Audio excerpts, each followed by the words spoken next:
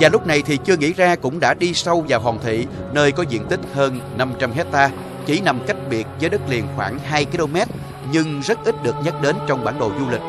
Biển nông thoai thoải ra xa, dọc theo bờ thi thoảng có những dãy đá hoa cương trắng hồng. Bất cứ mùa nào, Hòn Thị cũng đều lặng sóng, nước biển êm như mặt hồ. Bên những ghềnh đá nhấp nhô là làn nước xanh trong suốt như pha lê. Tất cả tạo cho Hòn Thị một nét đẹp thật quyến rũ, nguyên sơ và yên bình.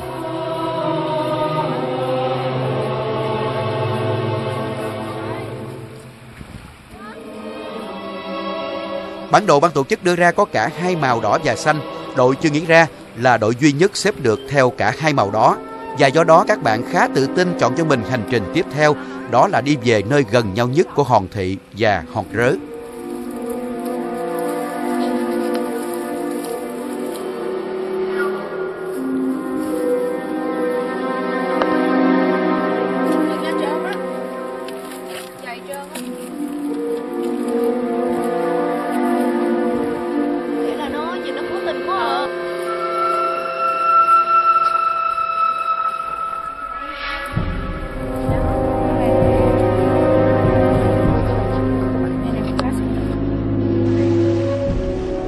Trong khi đó, những đội cuối cùng cũng đã hoàn thành thử thách chèo bè vượt biển của mình. Nhiều bạn như đã hứa ban đầu, nhảy xuống bơi để đẩy bè của mình đi nhanh hơn, vừa là để thỏa sức dùng dãy với biển xanh, vừa thể hiện một tinh thần đồng đội rất cao. Đó là những kỷ niệm tuyệt vời rất hiếm khi có được của các bạn trẻ. Hãy nghe các bạn ấy nói về chuyến vượt biển của mình nhé. Cảm giác vượt biển bằng bè như thế nào? Rất là mệt. Tắm biển rất là mát và rất là vui. Lần đầu tiên mà em có thể chèo bè một cách đồng đội như thế này, và cái khẩu hiệu nữa, cái khẩu hiệu mà có thành công mới có khích lệ tinh thần cả đội, như vậy mới có thể gọi là teamwork được ạ. Tôi thì rất mệt nhưng mà mình cũng rất hạnh phúc sau khi đã vượt qua thử thách rất là gian khổ này. Bạn cảm thấy khó khăn nhất là điều gì khi mà đi qua hành trình trên biển như vậy? Dạ là chúng ta cần phải làm đều giữa hai bên, phải có tinh thần đồng đội thì mới có thể dễ dàng qua được. Rất là hạnh phúc, không phải lạc trên biển. Tới được bò là kỳ công đối với mình. Giữa lúc các bạn đang phấn khởi trong một trải nghiệm mới, đội Chưa Nghĩ Ra cũng đã tiếp tục một hành trình gian nan khác. Đó là đi băng qua biển để đến Hòn Rớ. Có một đường mòn nhỏ nằm dưới làn nước trong, đá hoa cương trắng hồng và những rặng san hô luôn rình rập những đôi chân trần.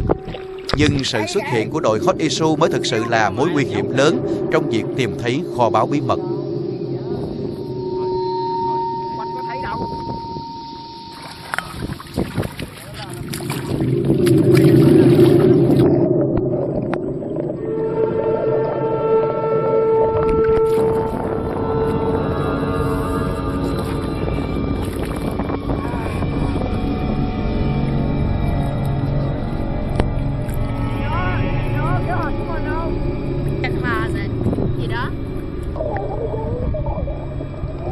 Sau khi đánh lừa đội bạn bằng cách đi qua đi lại 2 lần giữa Hòn Thị và Hòn Rớ, cuối cùng kho báu cũng lộ diện.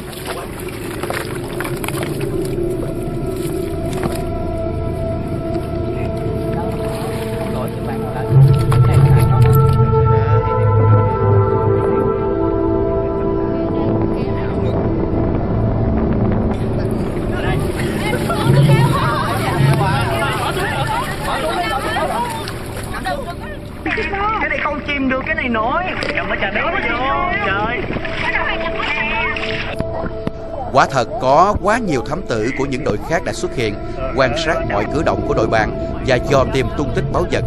Còn Chưa Nghĩ Ra thì vẫn chưa tìm được cách mở kho báu.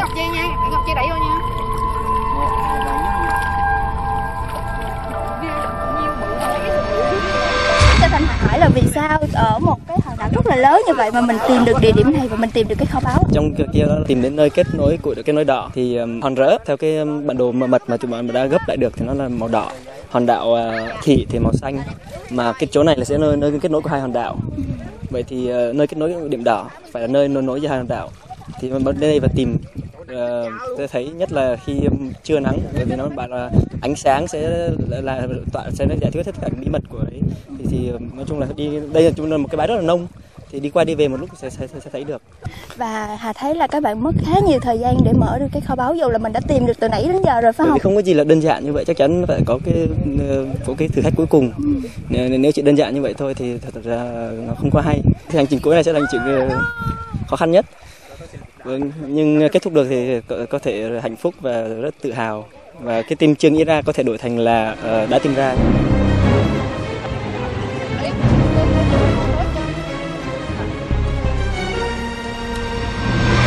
Phải giấu biết kho báu đơn, không cho đối thủ của mình biết là có kho báu, tại vì nếu mà biết thì mình phải xẻ thời gian ở cái chìa khóa này, và hiện giờ mình vẫn chưa tìm được cách mở nó. Bây giờ phải làm sao là cái bí mật của kho báu này là của riêng đội mình thôi.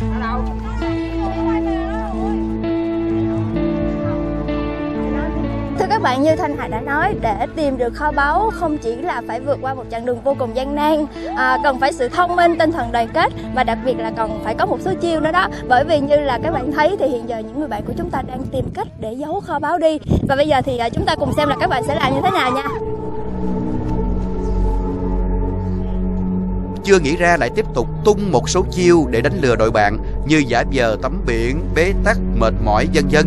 Và khi thấy những đội khác đã bắt đầu tiến đến gần, Chưa nghĩ ra đã đưa ra một quyết định khá táo bạo và bất ngờ. Đó là đưa kho báu đến nơi khác bằng cano.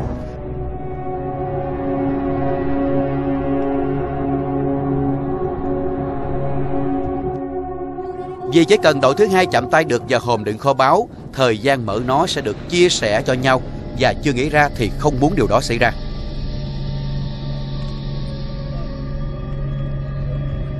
Như ban tổ chức đã nói, có kho báu trong tay cũng chưa chắc đã mở được nó.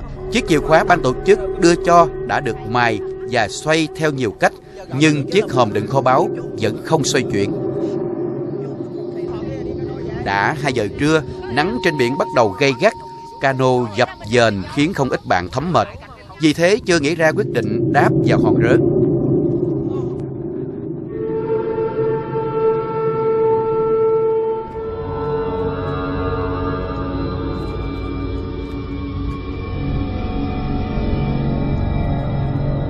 Chỉ còn 1 giờ nữa thôi, nếu chưa nghĩ ra không mở được, kho báu sẽ được mang vào lại hòn thị. Thử thách tiếp tục với các đội đang có mặt tại đây.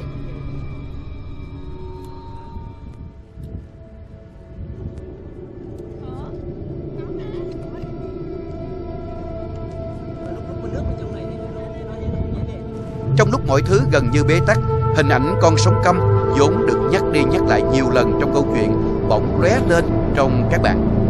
Con sóng căm theo ông lão người Ấn diễn tả âm thầm mạnh mẽ mới có thể rột rửa viên ngọc, trả lại sự thanh khiết và giúp nó phản chiếu tương lai.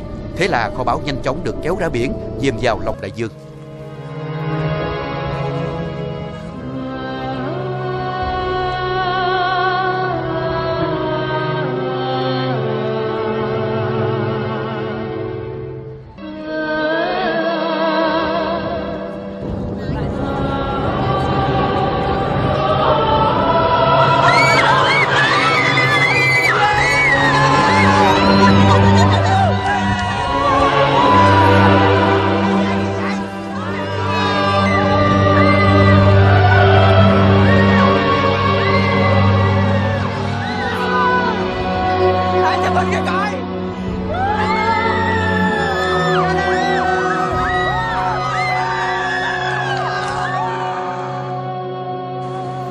Một cơn bão lạ lùng bất chợt đến, đất trời gào thét, bóng đêm ùa về sâu hun hút. Đại dương trở mình, đã đến lúc đưa viên ngọc về với Kalthara. Sự chiếm hữu là không cần thiết, có những điều còn giá trị hơn hẳn khối vàng bạc hữu hình của những kho báu đang thèm khát. Còn chúng tôi đã lần tìm dấu vết viên ngọc khắp mọi ngõ ngách của vùng đất này, rồi lại dẫn về với biển. Tất cả đã an toàn trong vòng tròn mách bảo vĩnh hằng. Và khi ấy, chuyến phiêu lưu đến với vùng đất huyền bí này của chúng tôi cũng có lời kết như bao chuyến phiêu lưu.